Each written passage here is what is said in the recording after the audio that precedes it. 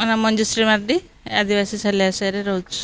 ହଁ ଭୋଟ୍ ତ ଆମେ ଦେଇ ଆସିଛୁ ବୋଲିକି ଆମେ ଆଗରୁ ବିଜେଡ଼ିକୁ ଭରସା କରୁଥିଲୁ, ଭୋଟ୍ ଦେଉଥିଲୁ। ତ ସେଇପାଇଁ ତ ନାଁ ନେଉଛୁ ନା। ଏବେ ଆମକୁ ତଡ଼ି ଦେଉଛନ୍ତି ଖରା ବର୍ଷାରେ ଆମେ ଯିବୁ କୁଆଡ଼େ। ଆଉ ଏବେ ତ ଭରସା ପାଉନି, କାହାକୁ ଦେବୁ ନ ଦେବୁ ଠିକ୍ ନାହିଁ। ଆମେ ଆଉ କ'ଣ କହିବୁ, ସେ ଯଦି ଆମକୁ ଥଇଥାନ ଦେବେ, ଜମି ପଟ୍ଟା ଦେବେ କି ଘର ଦ୍ୱାର ଦେବେ, କ'ଣ କରିବେ, ତାହେଲେ ଆମେ ଭୋଟ୍ ଦେବୁ। ନହେଲେ ଆଉ ଭରସା ପାଉନି, କାହାକୁ ଭୋଟ୍ ଦେବାର ବି ଇଚ୍ଛା ଆଉ ହେଉନି। କାହାକୁ ଦେବୁ ଭୋଟ୍, କାହା ଉପରେ ଭରସା କରିବୁ। ସେମିତି ତ ଭରସା ପାଉନି ଆମକୁ ଆଉ।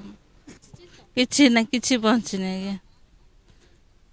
କିଛି ନାହିଁ। ଯେଉଁ କହୁଛନ୍ତି, ଯେଉଁ ଥରେ ତ କ'ଣ ମହିଳା କମିଶନରେ ଦିଆହେଲା, ଯେଉଁ ସ୍କୁଟି ଫୁସ୍କୁଟି ଦିଆହେଲାଣି, ସେଇଟା ପୁଣି ଲୋନ୍ରେ ଦିଆହେଲା। ଆଉ ସମସ୍ତେ କ'ଣ ଲୋନ୍ କରିକି ସୁଝି ପାରିବେ ନା? ହଁ, କିଛି ଯଦି ବେନିଫିଟ୍ ଦେଇଥାନ୍ତେ, କିଛି ମାତ୍ରାରେ ଛାଡ଼ ଦେଇଥାନ୍ତେ, ହଁ ଲୋକ ଖୁସିରେ ଗୋଟେ ନେଇଥାନ୍ତେ।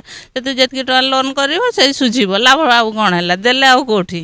ଖାଲି ସିନା କହୁଛନ୍ତି ଏଇଟା ଦେଉଛୁ ସେଇଟା ଦେଉଛୁ, ଆଉ କ'ଣ ଦେଉଛନ୍ତି? ହଁ, ଆମକୁ ଯଦି ଜମି ପଟ୍ଟା ଦେବେ ଆମେ ଦେବୁ ଭୋଟ୍। ଆଉ ଯଦି ଦେବେନି ଆମେ କାହାକୁ ଦେବୁନୁ। କାହିଁ ବିଜେଡ଼ି ସରକାର କ'ଣ କରୁଛନ୍ତି? ଆମ ପାଖକୁ କେତେ ଆସୁଛନ୍ତି? ନା ଆମ କର୍ପୋରେଟର ଆସୁଛନ୍ତି, ନା ବିଜେଡ଼ି କେଉଁ ନେତା ଆସୁଛନ୍ତି? କେହି ଦେଖା କରିବା ପାଇଁ ଆସୁନାହାନ୍ତି। କେହି ଜମା ଆସୁନାହାନ୍ତି। ଶୁଣିଲା ଏତେ 2 ବର୍ଷ ହେଲାଣି ଆଜ୍ଞା, ଆମେ ଏଇଠି ଧାରଣାରେ ବସିଲୁ, ଦିନେ ହେଲେ ଆସିଲେନି। ଆଉ ସେମାନେ କ'ଣ ଆଉ ଆସିବେ? ସେଇଟା ଆମ ଉପରେ ନିର୍ଭର କରେ, କାହାକୁ ଭୋଟ୍ ଦେବୁ କାହାକୁ ନାହିଁ। ଆମର ଯାହା ଏଇଠି ଆମର ଏଇ ଯେଉଁ ଇଏ ଅଛି, ଧାରଣା ଅଛି, କମିଟି ଅଛି, ସେ ବଡ଼ମାନେ ଅଛନ୍ତି, ଯାହା ସେମାନେ ଡିସାଇଡ଼୍ କରିବେ ଆଉ।